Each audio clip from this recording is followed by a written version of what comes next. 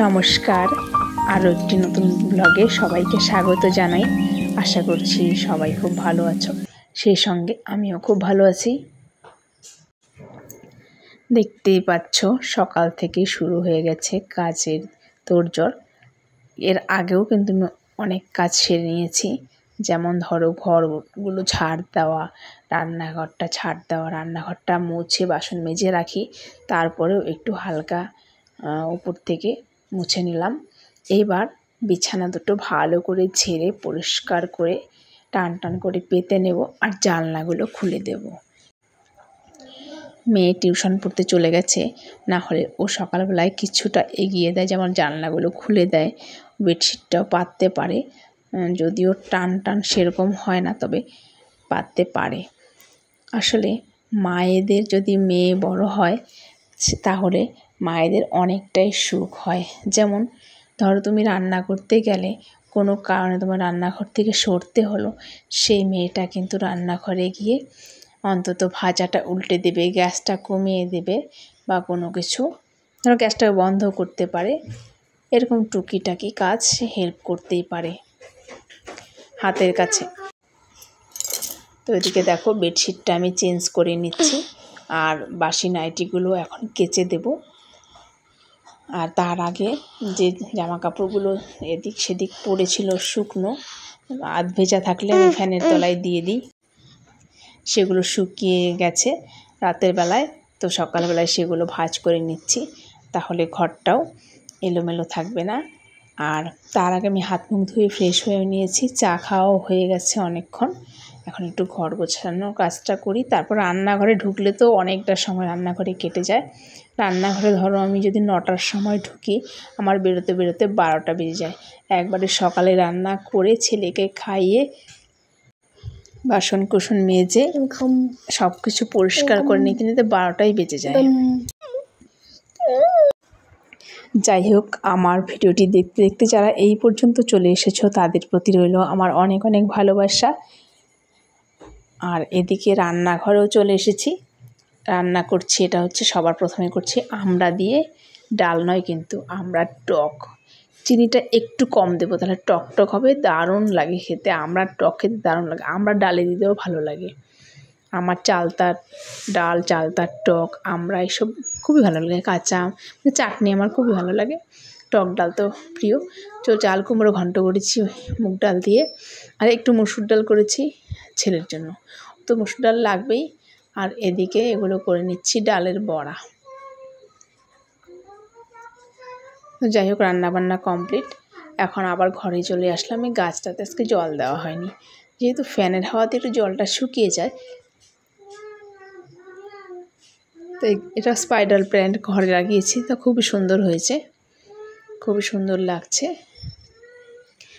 এখানটাতে রাখার। এই স্পাইডার প্ল্যান্টটার কাছে চলে আসলাম। এবার এই গাছটাকে একটু নতুন রূপ দেব, ট্রান্সফার করব। দইয়ের ভারে বুনেছিলাম, তো গাছটা না এখানে জানি না কেন ঠিক মতো হচ্ছে না, সেই জন্য এই যে মিষ্টির কৌটোগুলো হয় সেটাকে ফুটো করে নিয়ে আসলাম। এবার এর মধ্যে মাটিটা ভরে নিয়ে তারপর স্পাইডার প্ল্যান্টটা দেবো, তাহলে ভালো হবে। তো এই গাছটাতে বুনে দিলাম। গাছটা শুকিয়ে যাচ্ছে, রোদ উঠলে শুকিয়ে যাচ্ছে, আবার বৃষ্টি হলে সতেজ হয়ে যাচ্ছে। তো এই চলছে, এই জন্য গাছটাকে ট্রান্সফার করলাম। তো কলার খোসাগুলো কাল রাতে ভিজিয়ে রেখেছিলাম, তো এটাতে দিলাম অল্প, আর দেবো হচ্ছে লঙ্কা গাছে। লঙ্কা গাছ থেকে বেশ কয়েকটা লঙ্কা তোলা হয়েছিল, এখন নতুন করে লঙ্কা আবার হবে, সেই জন্য পরিচর্যা করতে হবে। এর গাছের গোড়ায় দিয়ে দিচ্ছি। কলার খোসা ভেজানো জল নাকি গাছের প্রচুর উপকার হয়, আর নয়নতারা ফুলের বীজগুলো ছাড়িয়ে দিলেও নাকি গাছ থেকে আরও নতুন ফুল বের হয়। আর ভাবছি নয়নতারা গাছের ডগাগুলো একটু আগাটা কেটে কেটে নেব, তাহলে গাছটা ঝাপড়া হবে। এদিকে ছেলেকে খেলতে দিয়েছি, ও স্নান করেছে, খাইয়ে দিয়েছি। আজকে আর ঘুম পাড়াবো না, দেরি করে ঘুম থেকে ওঠে আর ঘুম পাড়াই না। তো ওই দেখো এদিকে ধৈর্যের পরীক্ষা চলছে, যতক্ষণ পর্যন্ত এটা না বানাতে পারবে ততক্ষণ পর্যন্ত ওর শান্তি নেই। বানাচ্ছে ভেঙে যাচ্ছে, বানাচ্ছে ভেঙে যাচ্ছে। আর যাই হোক, এই খেলাটা ওকে আমি শিখিয়ে দিয়েছি একবার, ও খেলে যাচ্ছে। এবার চলে আসলাম বিকেলবেলায়। তো অনেকটা সময় চলে গেল, কিছুক্ষণ শুয়েছিল, আমিও শুয়েছিলাম। দুজনের একজনও ঘুমায়নি, কারণ ছেলে না ঘুমালে আমি কী করে ঘুমাবো। এবার দেখো ও হচ্ছে নিজে নিজে ড্রেস চেঞ্জ করছে একটু মাঠে খেলতে যাব বলে। প্যান্টটাকে উল্টো করে পরেছিল, তারপর বলাতে আবার সোজা করেছে। প্যান্ট পরতে পারে, জামাটাও বের করে নিজেই পরেছে। আর জুতোটা আমি ইচ্ছে করে উল্টো করে দিয়েছি, দেখলাম ও পারে কি না। ও ঠিক জুতো সোজা করে পরতে পারে, এটা ছোটোবেলা থেকে অভ্যাস। অনেক দিন আগে থেকেই ও জামা পরতে পারে, প্যান্ট পরতে পারে, আবার জুতোটা সোজা করে পরতে পারে। আমার মেয়ে 4 থেকে 5 বছর পর্যন্ত জুতো শুধু উল্টাই পরতো, তারপর আবার ওকে সোজা করে পরিয়ে দিতাম। তো চলে এসেছি মাঠে, এই জন্য একটা পাতলা জামা প্যান্ট পরিয়ে নিয়ে এসেছি, কারণ খুব ঘেমে যাবে সেই জন্য।